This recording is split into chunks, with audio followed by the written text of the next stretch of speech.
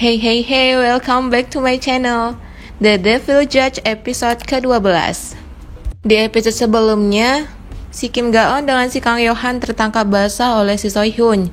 Jadi si Seo-hyun menganggap mereka lah yang membunuh si menteri itu. Dan saat si Seo-hyun tahu ada si Kim Ga-eun, dia sangat kecewa dan sakit hati banget. Terus si Kang Yo-han berusaha untuk menjelaskan bahwa mereka itu tidak membunuh si menteri. Kemudian dengan berat hati si Seo-hyun melepaskan si Kim Ga-eun dengan si Kang Yo-han. Lalu si Seo-hyun menghapus barang bukti dari sidik jarinya si Kang Yo-han dengan si Kim Ga-eun. Dan dia lagi-lagi mengorbankan dirinya demi menyelamatkan si Kim Ga-eun. Di sini dia sambil menangis, guys. Terus saat di mobil si Kim Ga-eun juga kelihatan gemeteran. Karena dia takut kalau si Seo-hyun akan menganggapnya sebagai pembunuh. Keesokan harinya, semua media mengabarkan tentang kematian si menteri. Dan di berita ini mengatakan kalau si menteri itu bunuh diri. Dan di sini si Kim Ga-eun masih merasa ketakutan. Tapi si Kang Yo-han yang ambisius ini tidak memikirkan perasaannya si Kim Ga-eun. Dia malah menyuruh si Kim Ga-eun untuk melupakannya dan fokus untuk rencana mereka selanjutnya, karena file itu sekarang sedang berada di Presiden Boneka. Ternyata si Presiden Boneka ini langsung bergerak cepat untuk mengambil filenya akan menghancurkannya. Kemudian si Jung Sun juga memberikan selamat kepada si Kang Yo-han atas kematian si menteri itu. Padahal sebenarnya bukan itu yang diinginkan si Kang Yo-han.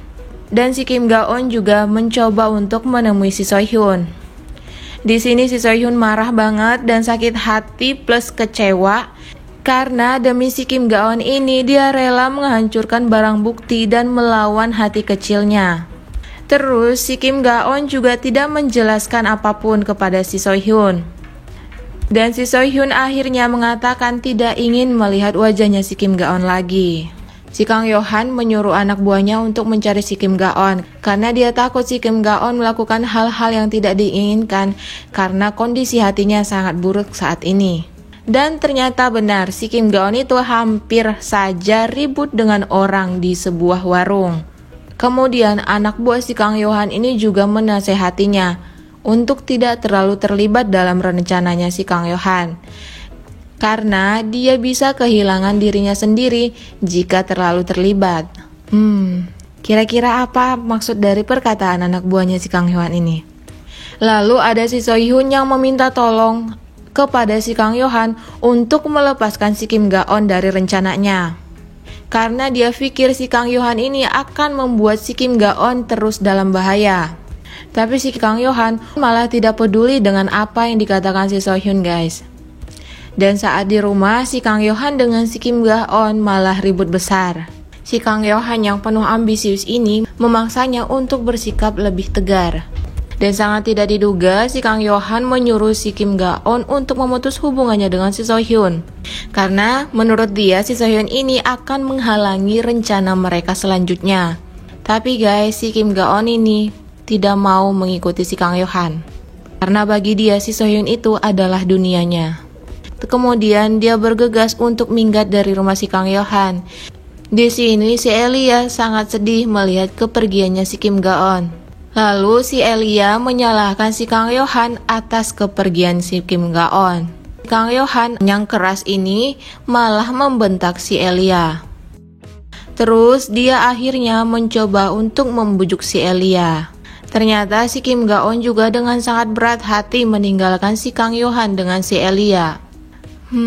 Sedih banget momen yang ini, guys. Di samping itu, si Jung Sun dengan para penjilat ini sedang merayakan atas kematiannya si menteri.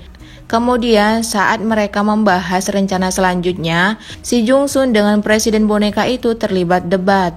Si Jung Sun malah berusaha untuk melindungi dan ingin mencalonkan si Kang Yo-han sebagai presiden selanjutnya. Tapi si Presiden Boneka ini marah besar. Karena di rencana mereka sebelumnya, mereka akan menghancurkan si Kang Yo-han juga. Lalu si Pak Min Jung memperingati si Kang Yo-han untuk melepaskan si Kim Ga-eun dalam bahaya yang dia buat. Si Pak Min Jung ini menganggap si Kang Yo-han adalah monster. Dan si Kang Yohan menyuruh anak buahnya untuk mengawasi gerak-geriknya si Pak Minjung.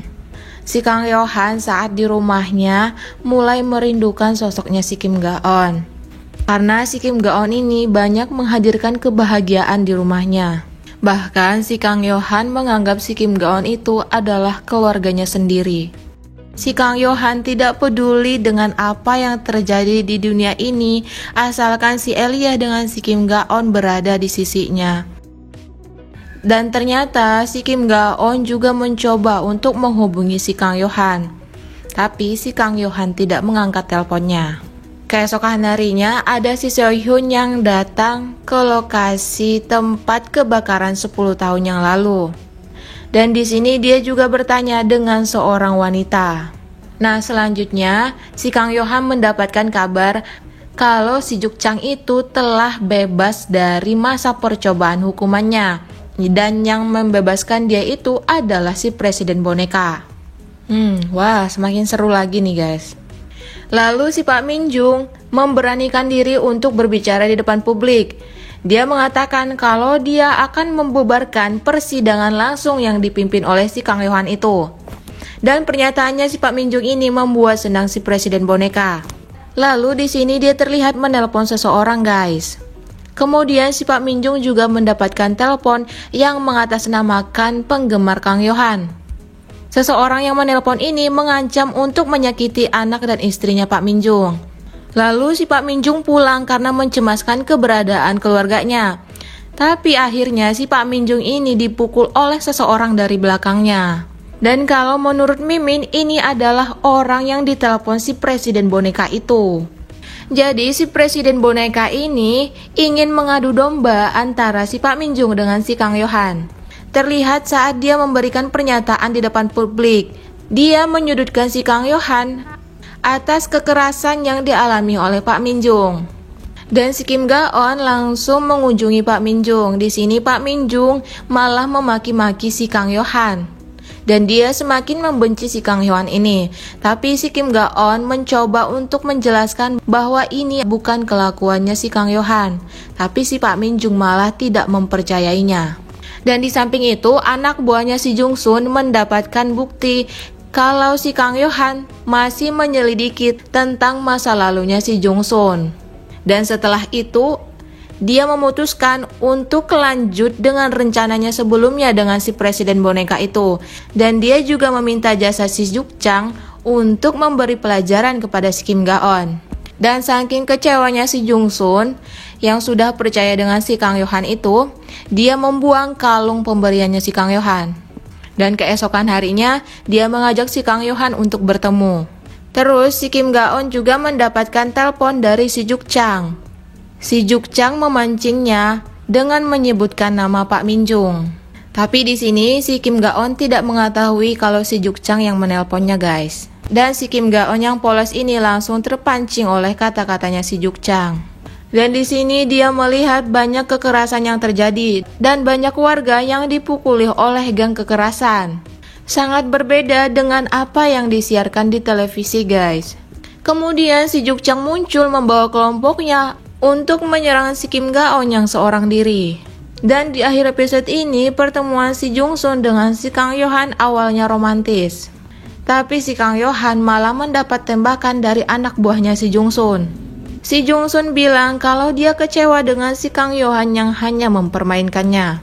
Dan ada anak buahnya si Kang Yohan yang digantung oleh si Jung Sun juga di sini. Dan si Kang Yohan yang tidak bisa berbuat apa-apa harus merelakan anak buahnya terbunuh. Wah, episode selanjutnya akan semakin seru nih. Dan apa yang akan terjadi selanjutnya? Apakah si Kim Ga-on akan selamat dari si Juk Chang? Dan bagaimana si Kang Yohan membalas si Jung Sun? Kita akan saksikan di episode selanjutnya guys. Thank you for watching and see you on next video. Bye bye.